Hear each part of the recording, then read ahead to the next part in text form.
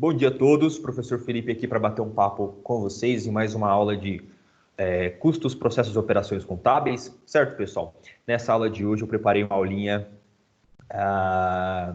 de... Opa, me faltou o nome do termo agora. Custo de mercadoria vendida, né? Metodologias para a gente oferir fracionadamente qual que é o custo que cada mercadoria tem na hora de ser vendida. É óbvio que a gente vai aprender alguns métodos aqui agora.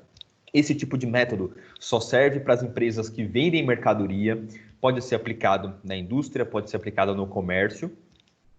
Geralmente aplicado no comércio, tá, pessoal? Na indústria não é tão aplicado assim, mas ele também tem a sua aplicabilidade, tá bom? Quando a gente fala de mercadoria, a gente geralmente está falando de comércio, tá, pessoal? Então, são as empresas que repassam, que não produzem esse produto, tá bom, pessoal? E na área de serviços ele não é aplicada, tá bom? Essa metodologia a gente vai ver mais para frente outras metodologias que podem ser aplicadas também no serviço. Provavelmente eu passo isso na próxima semana, tá bom? Eu preparei alguns slides aqui para gente. Deixa eu compartilhar a minha tela. Eu vou fazer o seguinte, eu vou já colocar em apresentação para espelhar a apresentação para vocês.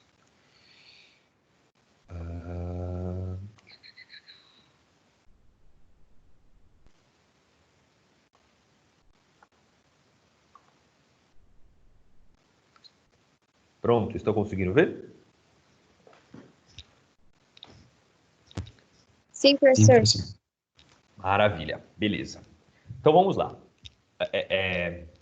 Essa aula é basicamente sobre custo de mercadoria vendida, né? Eu fracionei o conteúdo para a gente ver nessas 2 semanas conteúdos diferentes, porque se eu fosse passar tudo numa única aula, teria que ficar um pouco pesado, um pouquinho complicado. Eu quero passar exemplo para vocês, então a gente não vai conseguir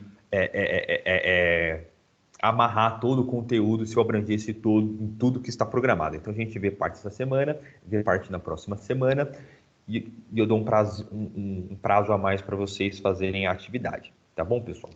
Então vamos lá. Custo de mercadoria vendida. Quando a gente fala de mercadoria, geralmente a gente está atrelando a comércio. Tá, pessoal? Então, esse tipo de metodologia é amplamente utilizado para as revendas, para os representantes, para as lojas físicas e até as virtuais também, obviamente, tá bom? Mas geralmente aquela empresa que faz o intermédio da produção ao consumidor final, tá bom?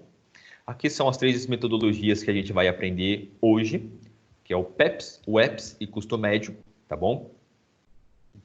A gente vai ver o que significa cada um, como faz a continha. Não é um bicho de 7 cabeças, tá bom, pessoal? É super tranquilo, super de boas para a gente desenvolver isso aqui, né? Primeiramente, o que é custo de mercadoria vendida, né? De onde que vem esse conceito? Para que serve, né? É um cálculo para você saber quanto custa cada mercadoria que foi vendida de forma individual. Enquanto a gente estudou o método por absorção e o método variável, a gente estava falando de custos gerais. A gente não fracionava da mercadoria para saber, né? Quando a gente fala de CMV, que é custo de mercadoria vendida, a gente fraciona. Então a gente vai ver quanto que cada mercadoria custou em cada situação. Tá bom, pessoal? Eu vou ler só para reforçar aqui com vocês. É um cálculo para basear qual o custo da mercadoria ao ser vendida de forma fracionada, possibilitando precificar individualmente cada nota ou produto vendido. Aqui eu escrevi um pouco mais bonitinho, né? Metodologias de custeio, né? São as metodologias que a gente vai ver agora, né?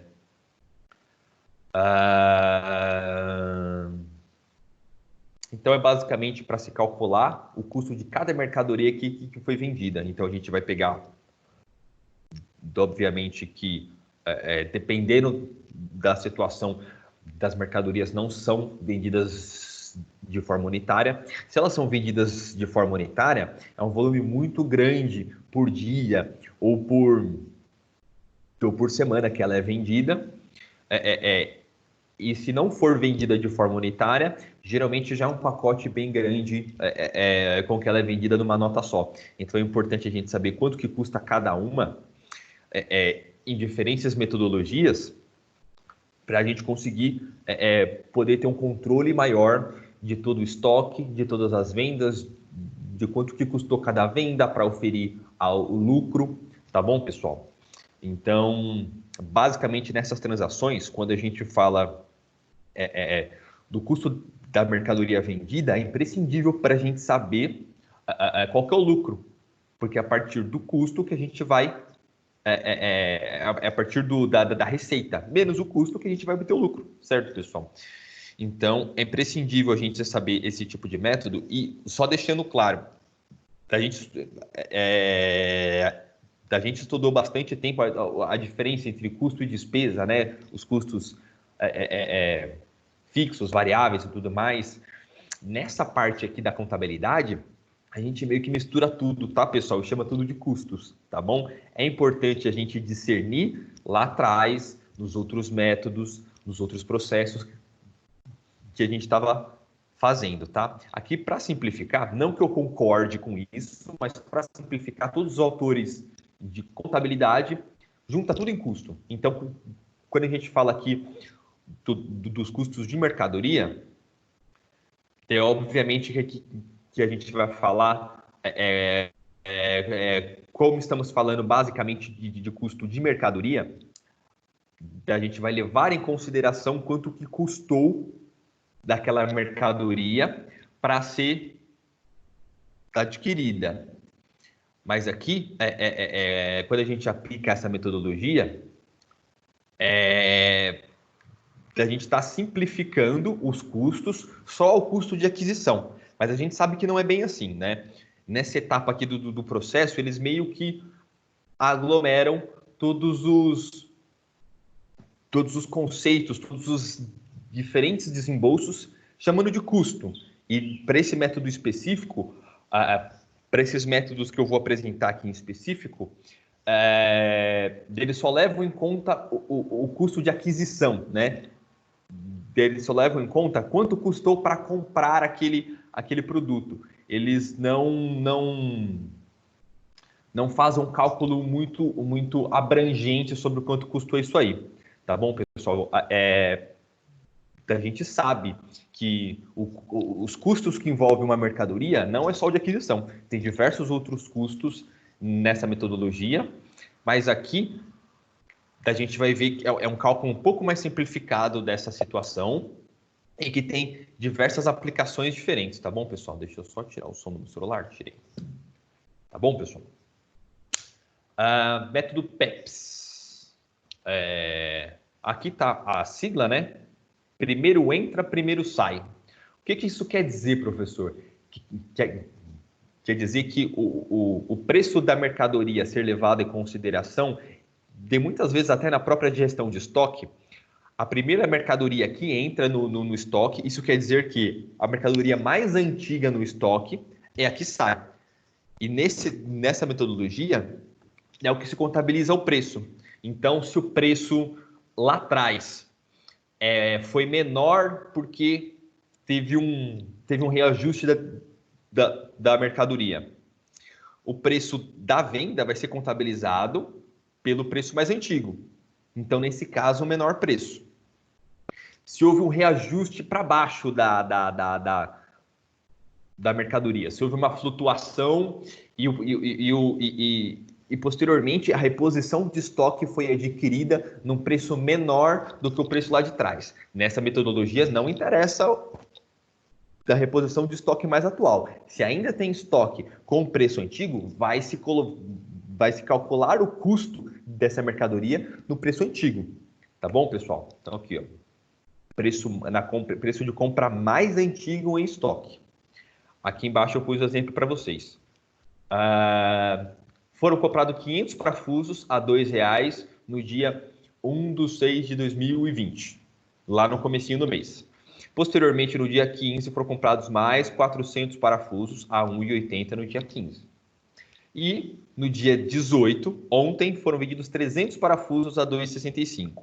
Lembrando que, para eu calcular esses 500 parafusos a R$ 2 no método PEPS, eles precisam estar em estoque ainda. Se eles já saíram, eles não existem mais em estoque, então eu já posso ir para o próximo preço.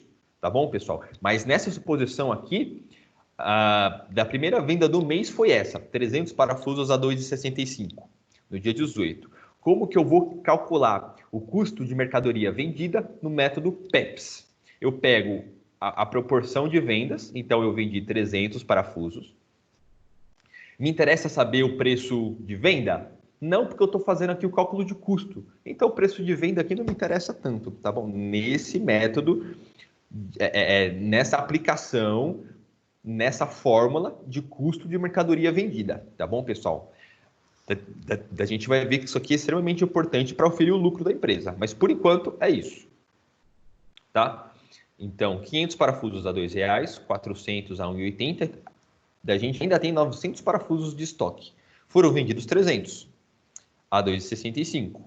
Nesse método, eu vendo 300 parafusos no preço mais antigo, né? Preço mais antigo, no primeiro a entrar, tá bom, pessoal?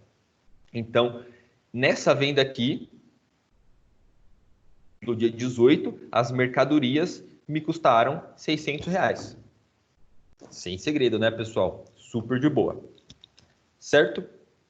Agora vamos para algumas aplicações onde que esse método é utilizado, tá?